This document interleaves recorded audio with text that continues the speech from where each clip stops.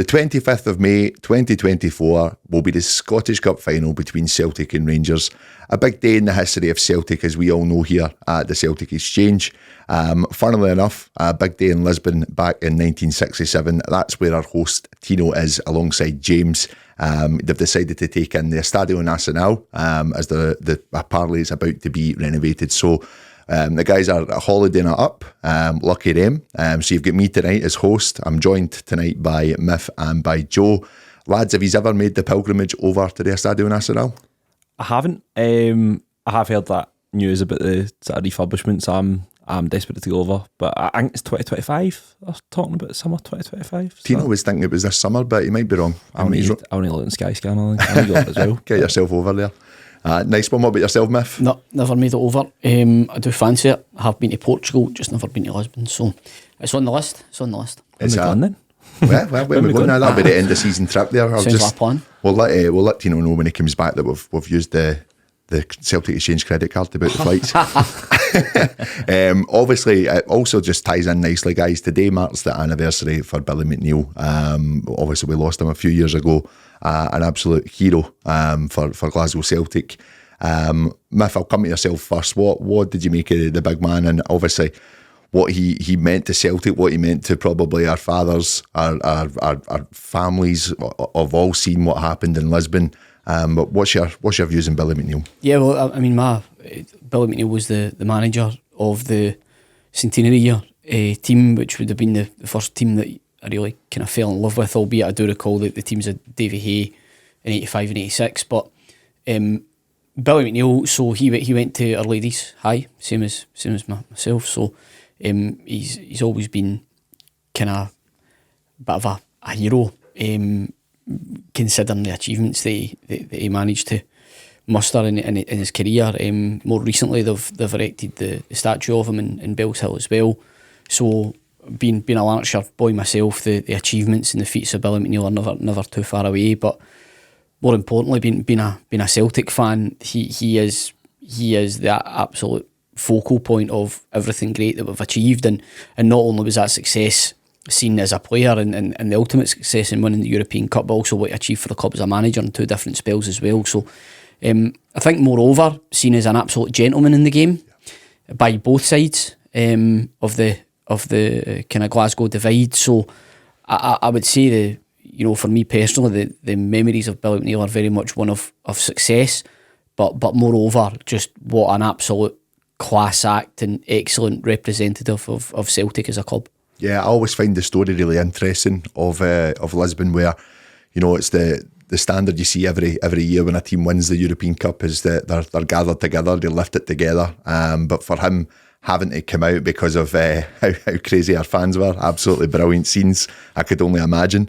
I just still think that's such an iconic picture of him lifting that trophy above his head, and just a sign, a testament. The first British club to win it, and also the first in the Northern Hemisphere to win it as well. It's just an incredible achievement. And as we say, look, all local lads, 30-mile radius. Joe, obviously a bit before our time, and yourself as well, Miff, of course.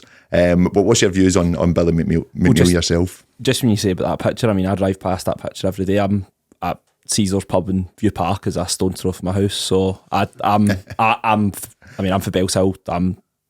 Bill McNeil statues, like my hometown. I'm right in between the Jimmy Johnson and Bill McNeil statue, so the footballing ability obviously just stopped when it hit 1999. They didn't really go much further on that.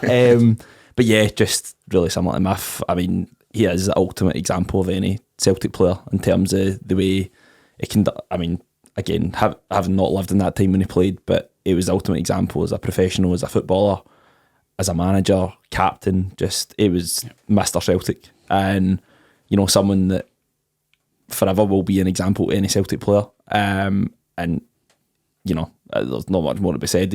As you say, he's a history maker, first British man to lift the European Cup, and I mean, a gentleman by all accounts. Yeah. So sadly missed, but all his legacy will forever live on. Yeah, absolutely. And I think that trophy at the end of the Celtic way is just such a beautiful statement for the club as well. And again, just replicating that incredible picture of him. So, yeah, God bless him. So moving on, guys, for today's show, we're obviously going to look at the game on Saturday into a bit of depth, and I think Tino and I touched on it on yesterday's post-match, but I want to hear some of your views on that as well, guys. I want to kind of have a look at the run-in now for the league. We've got the 5 games now starting on Sunday with a split, just want to kind of feel how you are feeling about things, where you're at, how we're feeling on that one as well.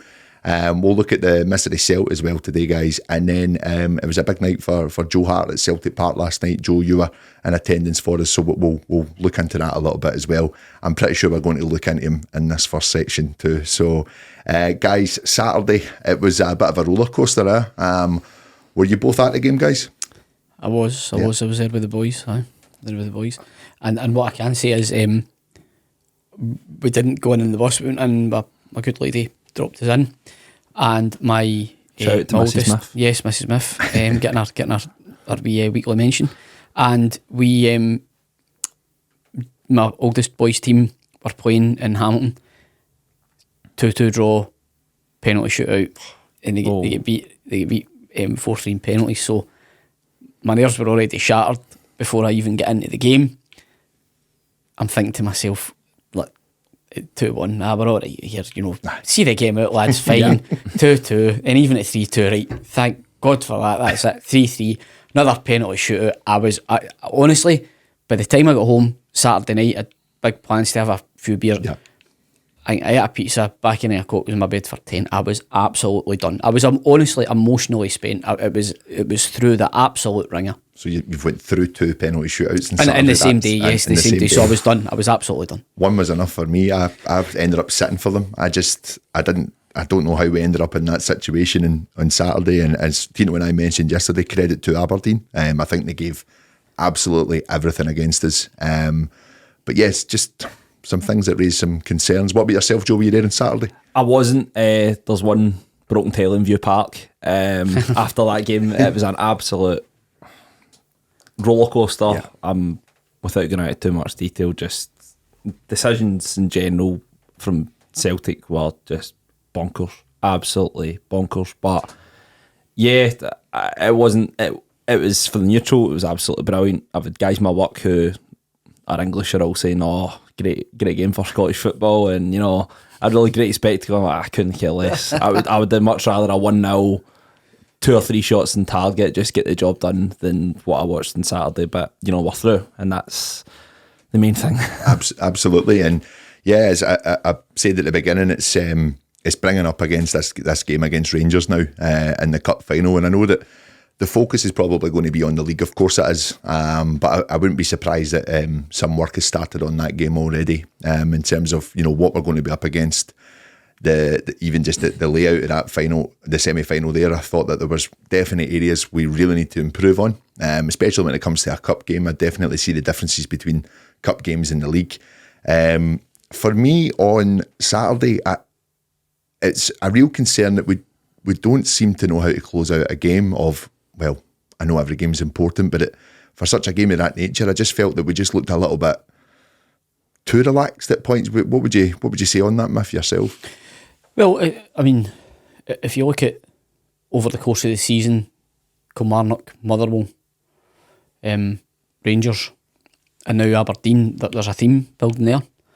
I think most of those goals all come from cross balls, and I think all bar one are coming into the same area. So our left-hand side of defence is poor at defending those balls in, but the modern fullback seems to be completely indifferent as to whether or not they're letting a cross, which, going back to the days when I played football, your job was to stop that cross or get something on the cross to take the sting out of it. And I think it's fair to say that if you look back in all those goals, there is a lack of urgency from any of the wide players, and I'm not attributing blame solely to a wide player or a fullback. There's a worrying lack of ability, A, to stop the cross coming in, but B, to cover. Yeah. Cover's really, really important as well. Assume that your centre-half's going to miss the ball. Assume that and tuck in. And I think a couple of times on Saturday, Greg Taylor just went wandering, and that really isn't too much like him, but it was noticeable as the game was developing. He was certainly popping up in the midfield a hell of a lot more than it has been in recent games. But I think where he maybe loses a wee bit of focus when he's doing that is the defensive part of his job.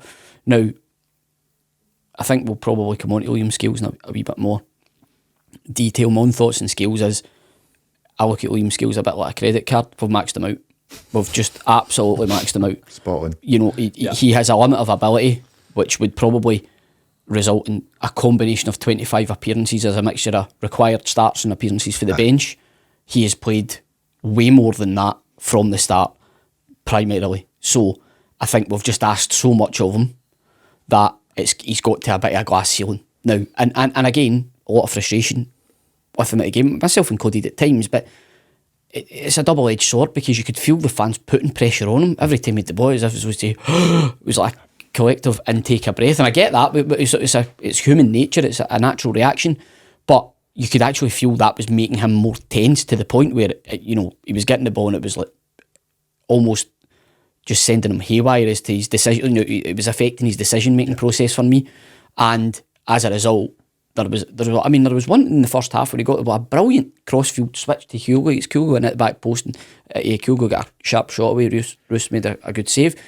And you just think that option's on probably a bit more than not, but we always just seem to recycle the ball, and it ends up with us being pinned in and him being the man on the ball. That's what the opposition want. Yeah. We just need to find a way round about that. But in any case, to go back to the goals, I just don't think we're defending our box well enough or trying hard enough at the very simple elements of the game. That's a worry, but I don't think it's too hard to sort either.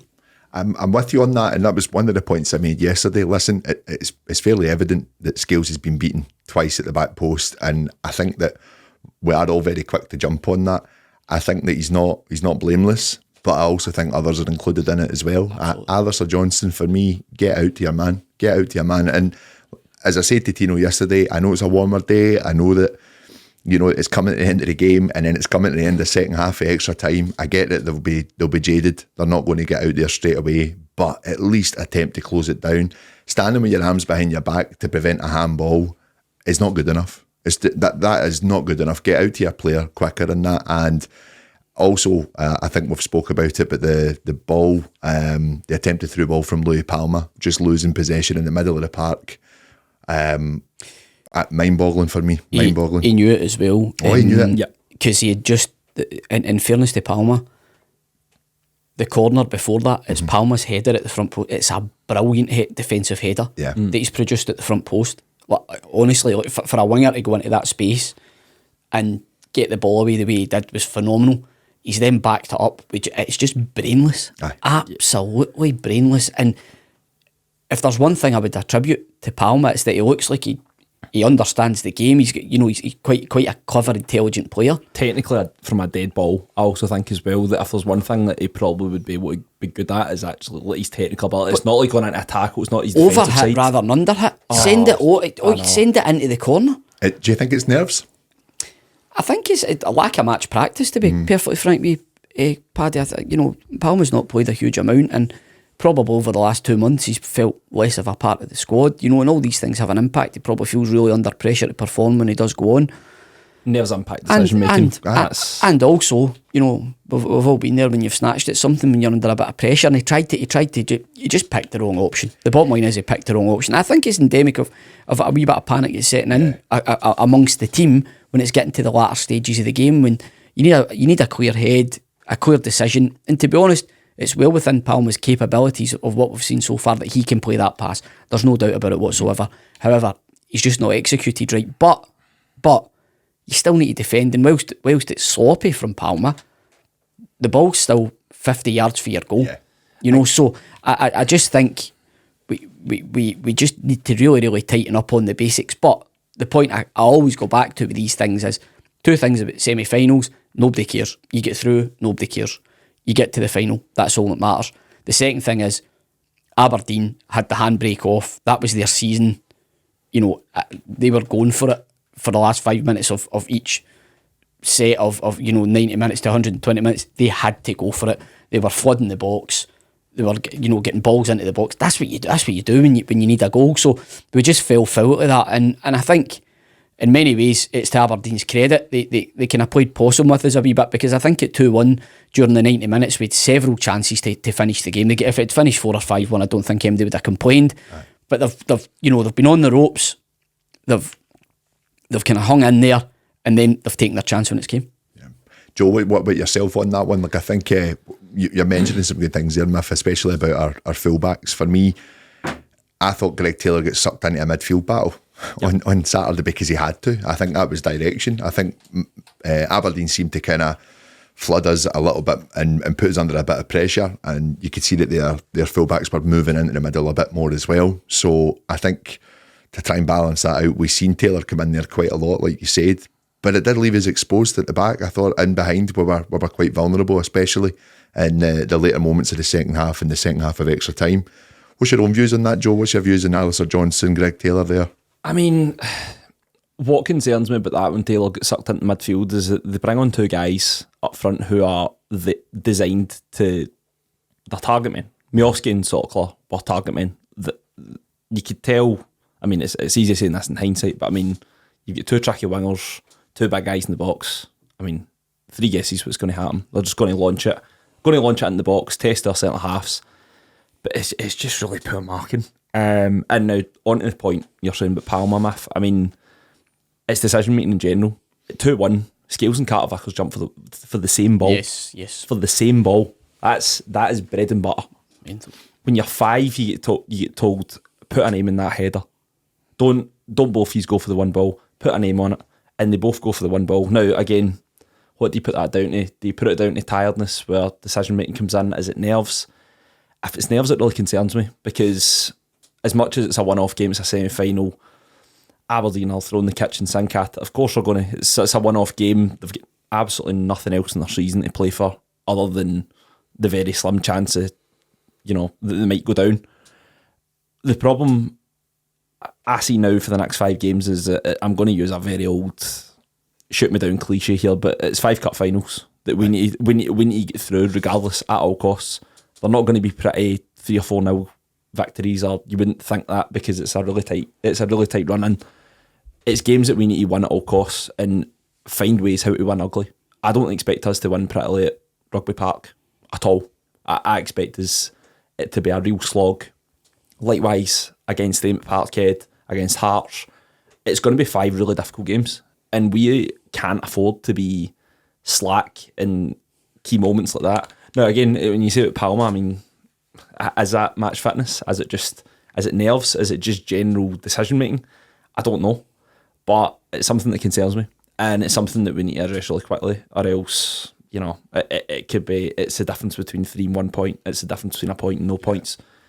So it's something we need to address really quickly, and it really concerned me that we really did that twice in Saturday. So on that note, guys, obviously, like, it is business end of the season, as we know, and I think that it's going to be a very close run-in, and we've seen what we've seen in the last couple of weeks with Rangers dropping points, and I feel that the fans have taken a lot of confidence in that we're going to see things through. But I think Saturday's a nice reminder that it's not all wrapped up, ready to be handed over to us yet. Do we make changes to the starting 11? What do you think in that, Miff? Well, I think there's probably, I'd say the left centre half role and the left wing role are up for grabs. There's probably also a midfield role based in Saturday. I still don't think Callum McGregor should be starting games. I'm with you on that. I think we're kind of pushing him too much. A midfield of Iwata, Riley and Hatate was good enough to go and dominate at Ibrox. I don't see any reason why you can't start with that and introduce a more refreshed McGregor maybe later in the game, because I think he's further down the route of fitness now than he was previously. But you could just see his general play was quite sluggish, quite slow to react to things, which isn't generally Callum McGregor. So if that's the case, don't play him. Don't play him until such times as he's ready to go in. I think with Bernardo and Iwata there, we've got more than enough cover in midfield where we can play players that are trusted. But I understand the temptation to play McGregor because he's Callum McGregor and how brilliant he's been for us. But you're not doing him any favours if he's not fully fit. Yeah. And I know it's not a Celtic fan's concern at the minute, but you've got Euros coming up and things like that as well. He'll probably have one eye in that. He'll want to play at another major tournament for Scotland too. So I just think we need to be careful not asking too much of him. when a heel injury is one where it will affect how explosive you are and your movements and things like that as well. I think the centre half, I mean, the fact that Navrokis played against St Mirren, then dropped out for the semi-final, clean sheet versus concession of 2, then 3 goals, possibly and then looking at Ibrox as well, possibly an argument to be made there, albeit that I think many people were screaming at the telly for another centre half to come on at Ibrox. Rodgers has then done it and it's not made a blind bit of difference, but I think that all goes back to just defending properly, and defending properly comes in, it includes the structure of the team, not just necessarily individuals covering the back post, for me personally.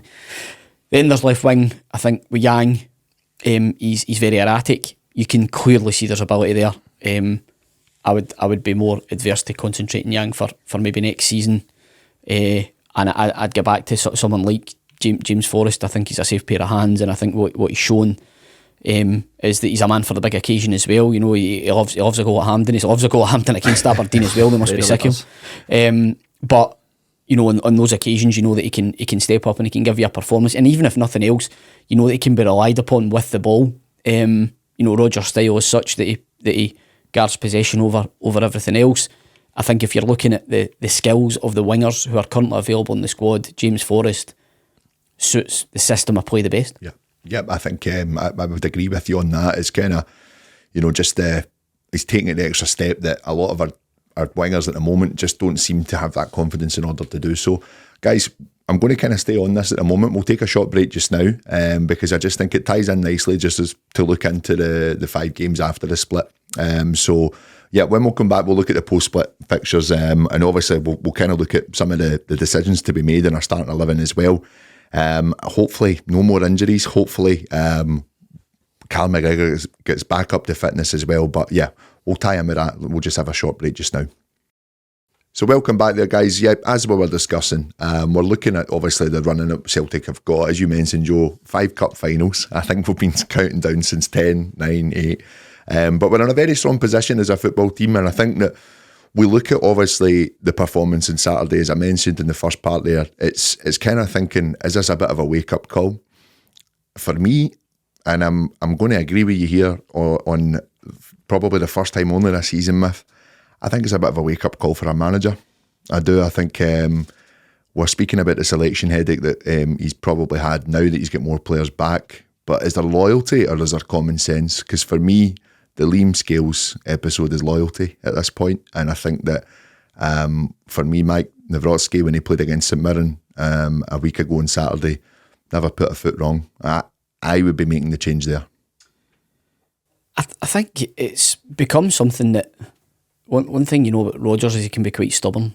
We do know that, and in many ways that's a trait of all great managers. Yeah. They do like to be stubborn, and I wouldn't deny that to this point Rodgers, taking into account his first spell, has been a great manager for Celtic. You know, there's no doubt about that. But the whole centre half situation has been utterly baffling. When you take into account the money spent in Nawrocki, Lagerbielke, and then the insistence in Welsh and Scales being used before both of them, it just seems really quite counterintuitive. I don't really understand it at all. We know what Welsh is given us, and to a degree we know that Scales probably isn't of the required standard that we need, but has played above his ability most of the season. Yeah. And I think it's to Liam Scales' credit that he's performed the way that he's performed this season. However, I think most Celtic fans will look at it and say we would want or need better. It's amazing that we're getting into the last 5 games and we don't really know with any certainty if Nawrocki is better, because we've just not simply seen enough of him consistently enough. Now, part of that's been down to injury. He's not had that real run of games, but I think part of it as well is just because the manager's not selected him for a lot of games as well. I'm going to say something. I think he is better. I mean, for what I've seen, it doesn't look too bad. I was surprised. I was at Fir Park, and I think Vickers was on the bench that day. I think Nawrocki started with Scales, if I'm right in saying. He came on, and Scales got absolutely terrorised by Bear, and he took Nawrocki off. I know. which was, but, you know, I was just sitting at the game. I was going, that doesn't look quite like that's not how I was seeing it.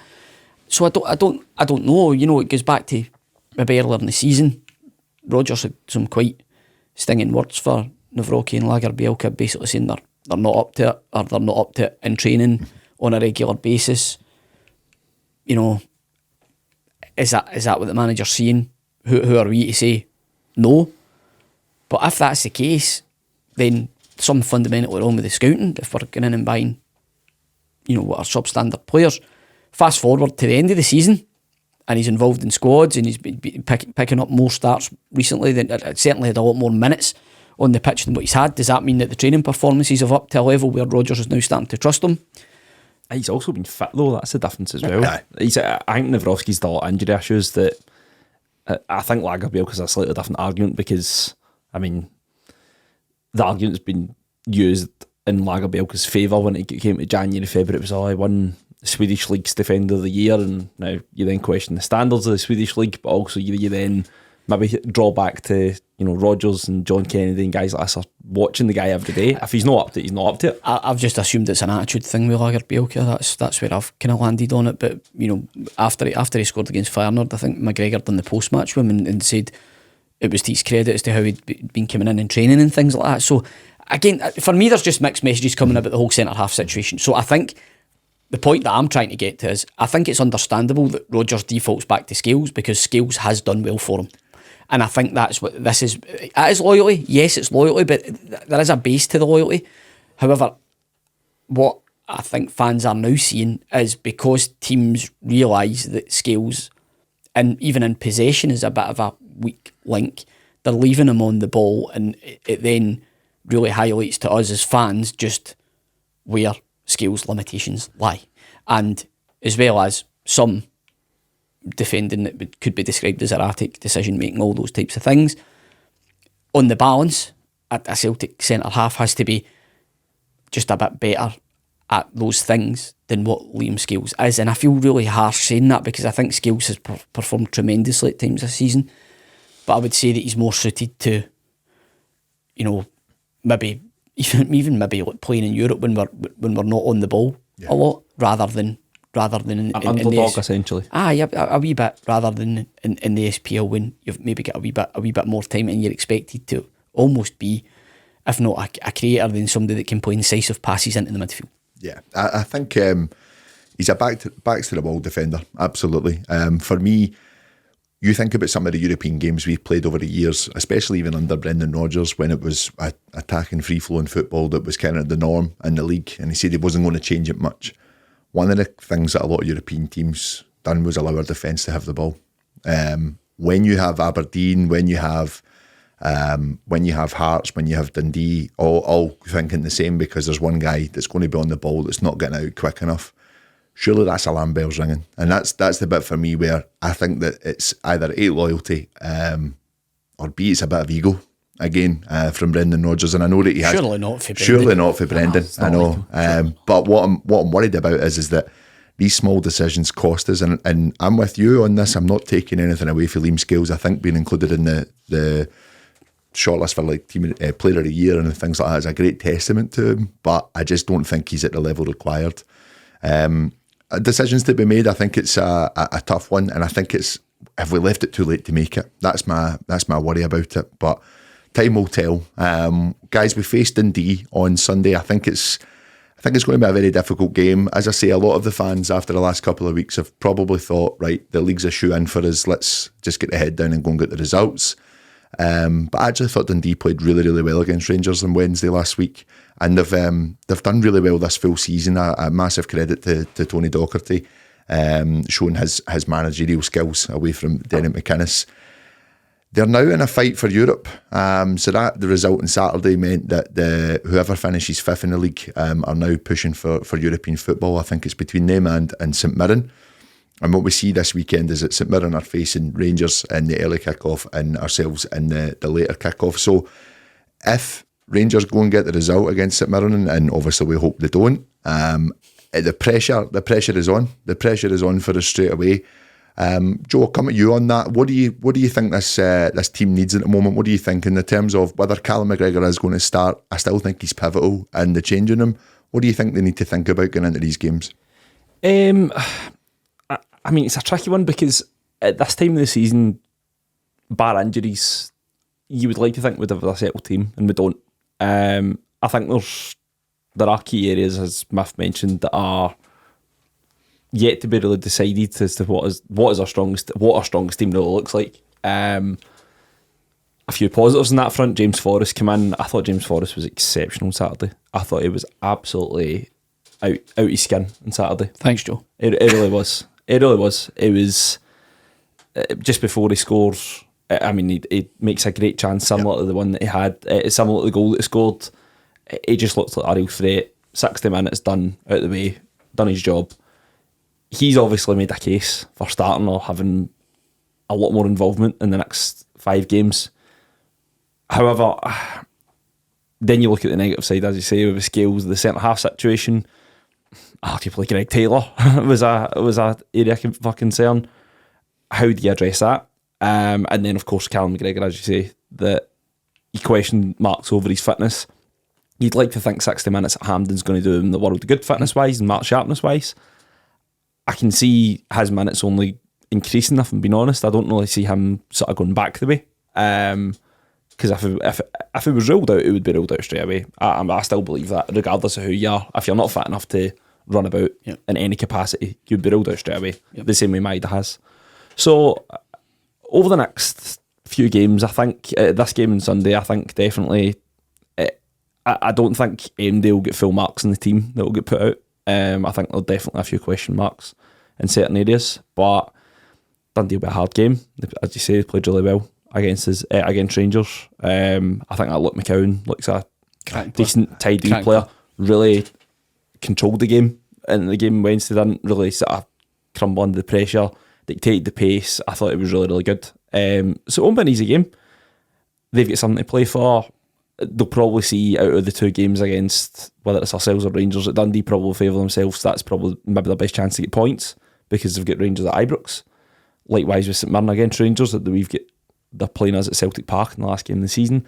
Is that really going to be they'll consider those games as bonus points, but out of the 2, bonus points are probably going to be coming in the games at the weekend. So it'll be interesting to see how that goes. And it means, as we sort of touched on, it's European football for them both. So it's a massive game for them as well as it is for us. So I can see it going both ways. A wee bit cup final, like as I say, it's going to be tense. It's going to be, there's a lot at stake. So we'll see what happens. But I think that it's going to be a really interesting game, and whatever team we put out is tossing a coin for some areas, to be honest. Yeah, you're mentioning the guy McCowan. I thought he was outstanding last Wednesday, and he's the kind of guy that you would want Callum McGregor to be all over, but it needs to be for me a fit Callum McGregor. I know what you're saying in terms of having him back in the team is, he is good to go, but I also think we're at a point of the season where he wants his leaders in the starting 11 as well.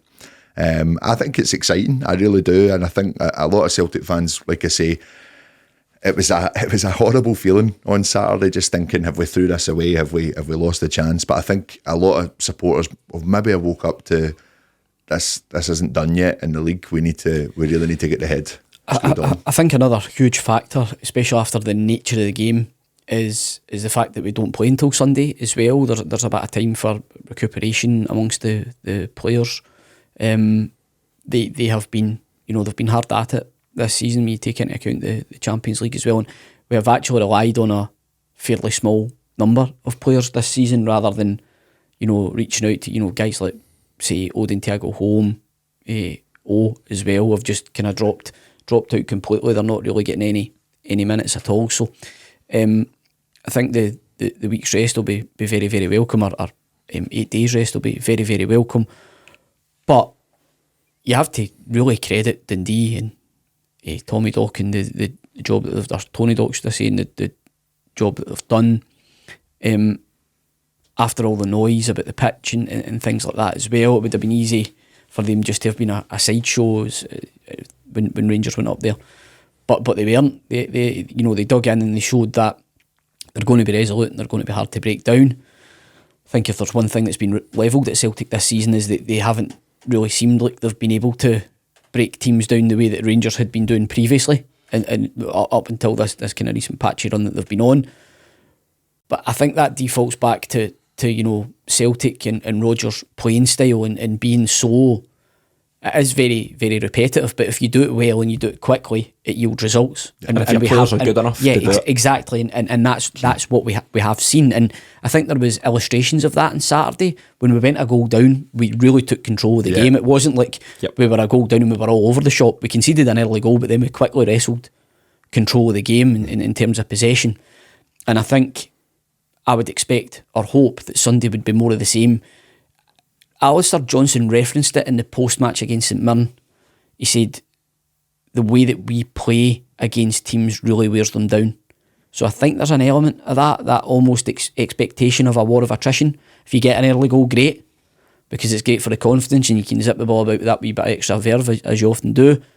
But I think Celtic prepare for games, I would assume based on that comment, expecting it to be stuffy and them having to go, maybe towards the latter stages of the game before they hold their nerve and take their chances. Saturday was an illustration, and it's brilliant if you do that, but if you don't keep the door shut at the back end, then you're going to come a cropper. So the hope is that they've learned for that, it's been reviewed, the tweaks are made that need to be made, but the important thing for me is that we come out and that type of control that we've exerted in recent games, and include Ibrox in that as well, by the way, because you need to be fair and say for the most part we control, well, certainly the first half, probably Wins played a huge part in that second half, but then again against St Mirren, it was a, dare I say, a typical sort of Celtic for performance at home. We're looking for something similar again. I think so, and I think for me though, the concern is that I'm going back to those games at Ibrox and on Saturday, is as much as we might think that we've got the upper hand in our fitness levels and wearing teams down, I think Saturday's a bit different, to be honest, considering the nature of the game. It's the mental side. We can't switch off, and that's the little bits that are concerning me. And I'm hopeful that the manager, the coaches, and the players that have done it before are telling the rest that it needs to be 100% for 90 minutes. The concentration levels cannot drop, but that comes when your team's changing. Your team's changing. Your start 11's changing every week. That little bit of inconsistency can come in. So I get that as well. Joe, I think you make a very good point in terms of St Mirren's outlook on Sunday as well. I think, what could be a difficult one if Rangers go and take the victory at the weekend for us could actually just be even better if it went the other way as well. I think that it's an exciting league. It's an exciting run-in for us. The thing for me, and what I really found bizarre on Wednesday, Park looked all right. The Park looked fine. So. And I thought that we want to get the ball on the deck and play football. I think we'll be able to do that on Wednesday. On Sunday. Yeah. I'm not too worried about that side of it. Like you say, Miff, if Celtic show up, taking early control, I've got every confidence in us, but just that mental side they need to keep switched on. And in honour for our absent leader, no Mikey Johnson to bail us out with 2 goals either, so you see, we need to find somebody different. Listen, I should have told you this before we started. This could have been the first Celtic Exchange show in 3 years where his name wasn't mentioned. We couldn't have that. I would have mentioned that. For God's sake, boys. I'm part of the Mikey. The dream is Mikey over. Johnson fan. The dream is over. He'll be listening with the biggest smile on his face ever. Right now. Sitting in Caesars watching Mikey Johnson goals. He's asking people about him at the Estadio Nacional. You ever heard of him? Never mind Jinky. Well, he was playing in Portugal last year. Well, aye, that's true. Still probably don't know who he is. Kidding on. That's a bit harsh on Mikey. Guys, we'll take another wee break just now, and when we come back, we'll look at the mystery voice. I can't make it easy for you, even though we're on the same side. I can't do it, but we'll see how we go on. All right. Integrity of the competition. Of course. Absolutely. So welcome back, guys. We're just going to look at this week's Mystery Voice feature, which Tino thinks is going to outdo the rest of the team here. As I said, I can't make it easy for his boys, but we'll have a wee look at last week's first of all. So last week it was Harold Bratback, who was just... Oh my God, Joe, come on. Enough. My dad and my granda told me he was quite a good player. My granda, my God. Enough, Joe. My God. Well, listen, you should look him up. He kind of done a big thing for Celtic back in the day, Joe.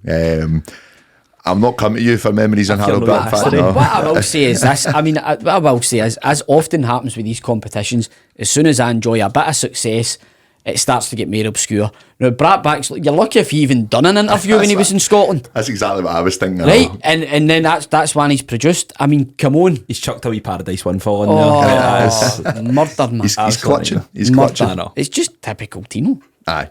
He hates to lose. He really does. That's a smash But for did you him, know, wasn't it? I've seen 3 segments in my time here. 3 segments I've seen. This is my 4th. Jeez. We'll see how you got on with this one then. But what's your views on Harold Brackback, Miff? I was a huge fan. Now, he came in for a hell of a lot of stick and he missed a lot of chances. But even if you still look at the amount of goals that he did score for Celtic, he scored a lot. He was actually still at Celtic when O'Neill arrived. That was just as he exited. He was scouted by Davy Hay, I believe. That was part of that time. Came in and scored a lot of goals for Celtic. I think there was one of the games, I think he scored 4 goals at Celtic Park, but when he scored the 4 goals, he missed 3 absolute sitters. That was just Harold Brackback. But I'll tell you one thing, you go back, I was actually just watching it, funny enough, the other night, because I was watching the Larson 20 years on, and Brackback's goals in that, and I was explaining to the boys about what I was doing that day and the importance of the goal and all that type of thing. What a finish that is. Just at a time when the entire stayed. I always remember Davy Provan on the radio saying Celtic are emotional cripples. Always remember that. Always remember. Who was that that meant to be? Right? and it sticks with me because I was an emotional cripple at the time, and just when you see the coolness and calmness of that finish, and also how happy Larson is for Brackback that he scored it as well, it's just a beautiful moment in Celtic history. An iconic celebration. Oh, fantastic. One of the players who came back and haunted us in the Champions League with Rosenborg. Fuck, the Oddie eventually. Larson. The worst was Larson. If Joe and Gaberget can do it, MD can do it. Okay. Mo Bangura. Mo Bangura. I remember they were worried about that. That's his mystery cell. No. Mo Well, Bangura. watch this space. On you go with this speech clips, please, Dave. Yeah, okay, but during the game we went twice up, and from that point of view you must control the game, and maybe when you put the third one in the net, it's finished. But after they scored, we still played very well, and we were lucky to score the third, the equalizer. And from that point of view, okay, I think a point is the real result.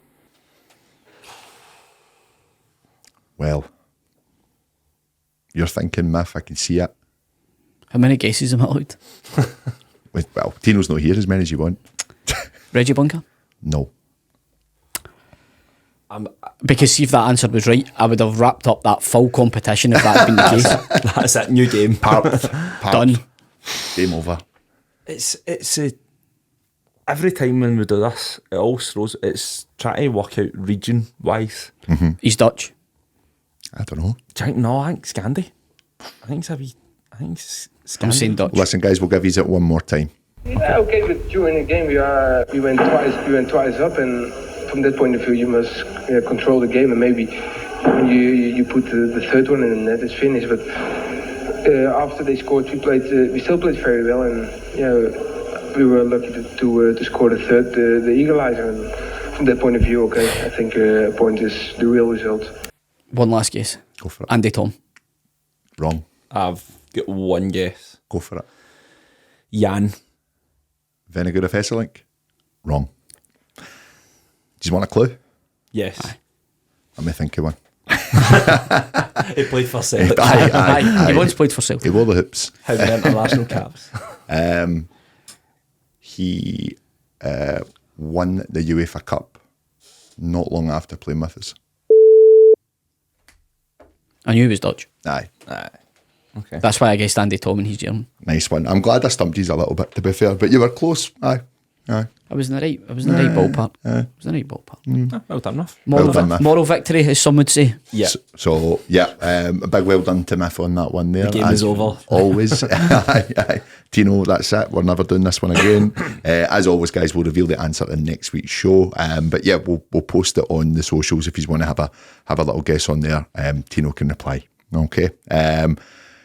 So guys, closing out the show, we're going to look at the man the myth, the mystery, which is just Joe Hart. I think he had all of us with our hearts in our mouth on Saturday. Oh, don't, man. With taking that penalty. He had a night with Joe Hart at Celtic Park last night.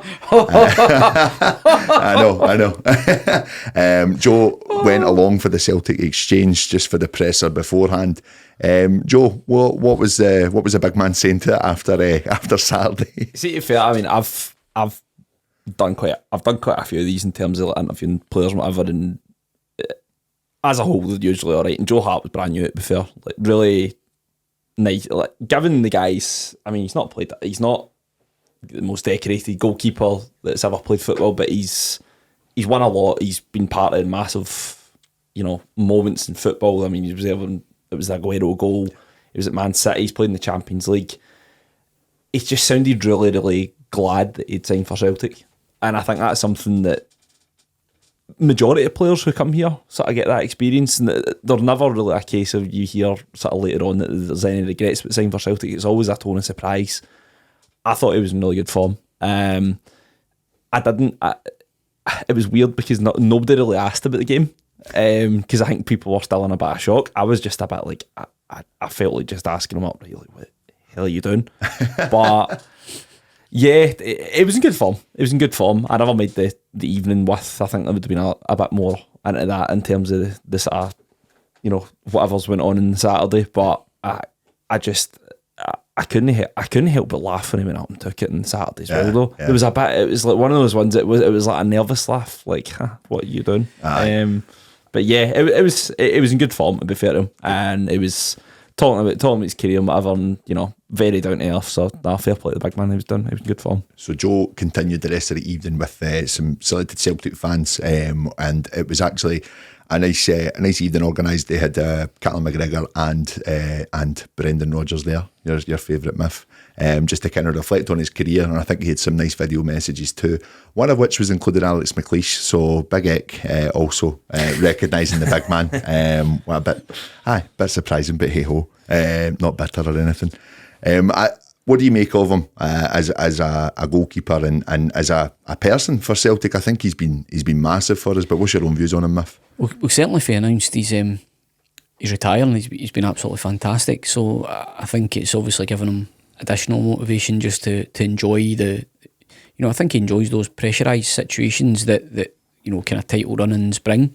He has always been a sort of hyped up character. He seemed at times, that was the worry when he played with England, that he used to get a wee bit overhyped before games, but I think Jordan Pickford's taken that to a complete new level now with his antics. But for me, Joe Hart and Celtic met each other at a point where they needed each other, and that unison has been nothing but an unmitigated success as far as I'm concerned.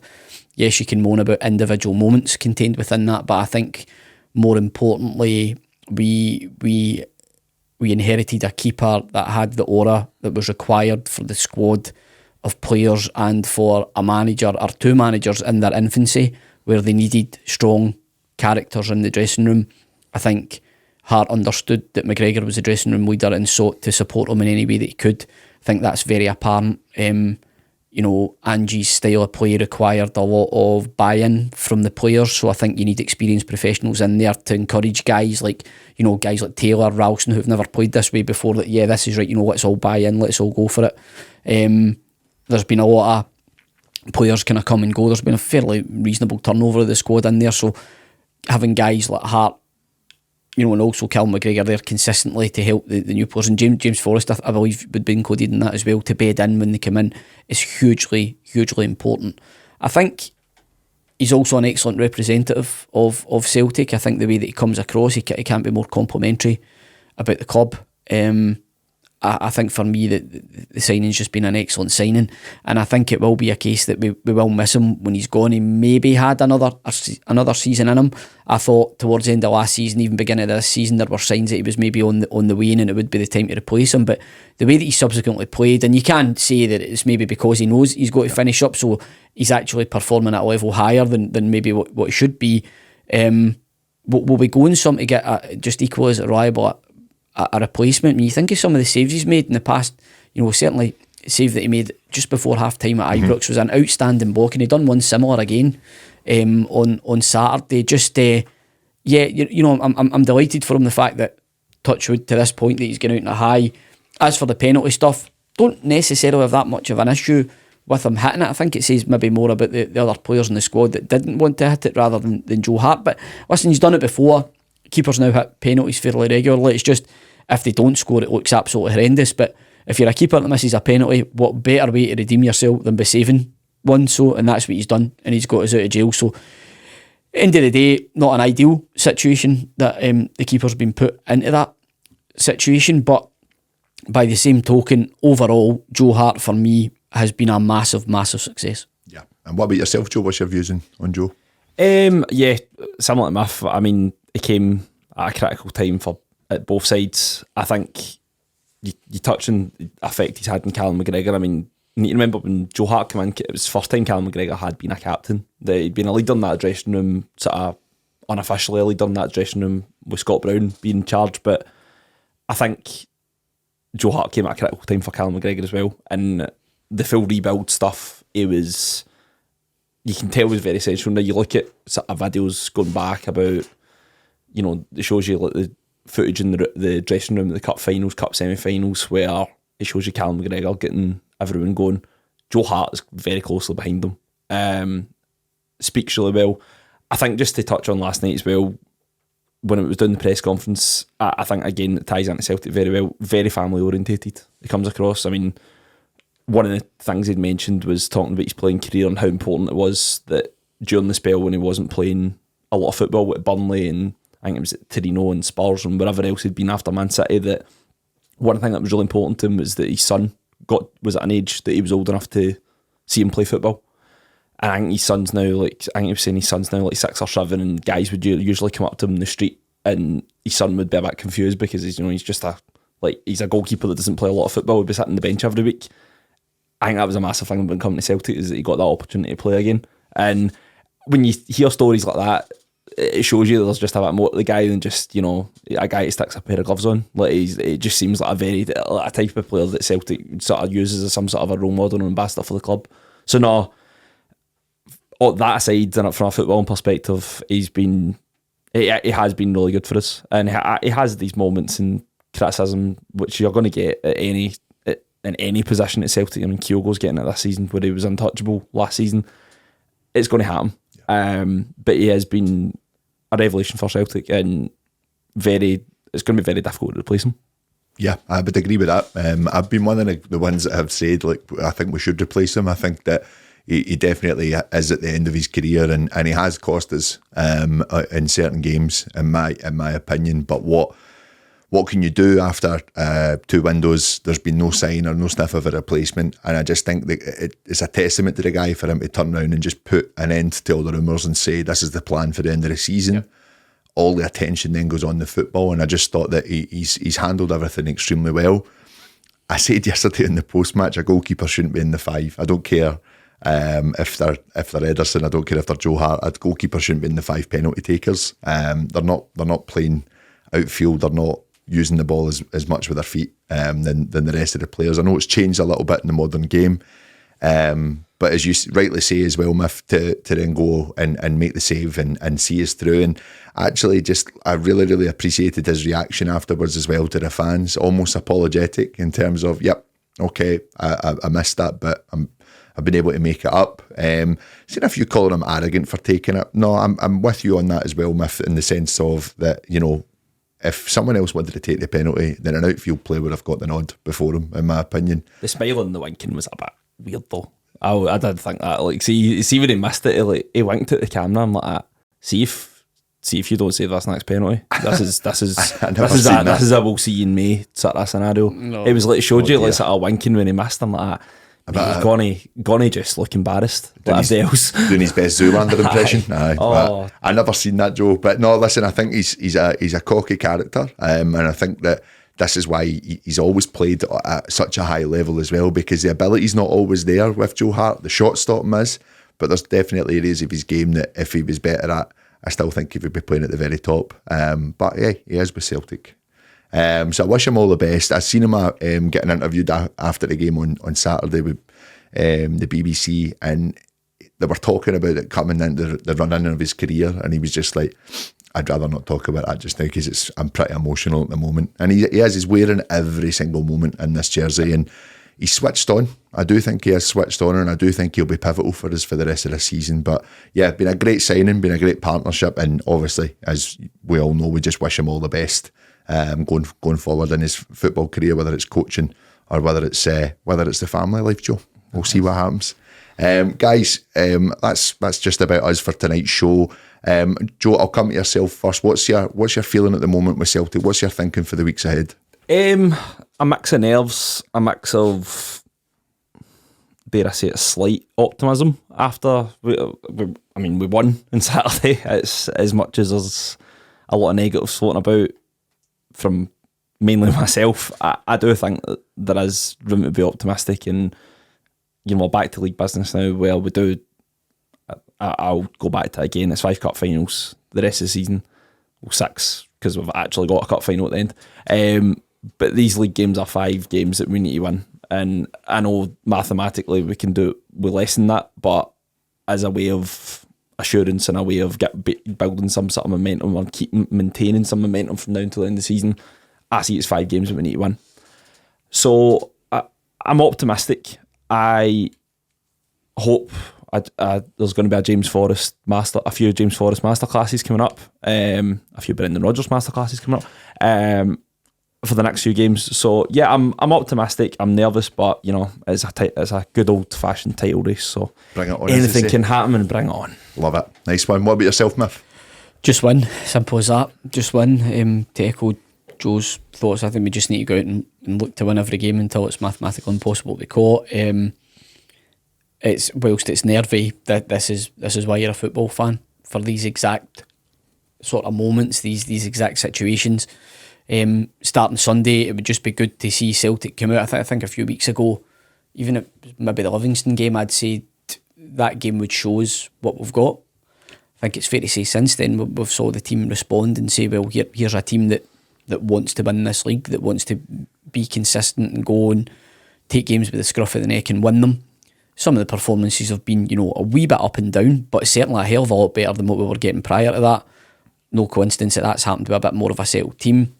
Slight worry for me is the lack of Dyson Maeda. I think he's just a massive player for us in the way that we play. There's no coincidence for me that we were very erratic in the time that he was out the team. So that's the slight worry for me coming into the run-in. But what I think we have is we now have a galvanised squad who have been able to suffer a bit when they've been out of form, and they've bounced back now, and the finishing line's in sight. So it's over to them to take us over it. Yeah, I totally agree with that. Well, guys, that wraps things up on this latest episode of the Celtic Exchange Weekly. A big thanks to Miff and Joe for helping me along here. Been Paddy hosting in place of the main man Tino. And a big thanks to you guys for tuning in once again. Don't forget to join us live on Friday for the countdown to kick-off show ahead of Celtic V&D in the first fixture of the run-in. But in the meantime, guys, as always, thanks for supporting the Celtic Exchange, and we'll see you all soon.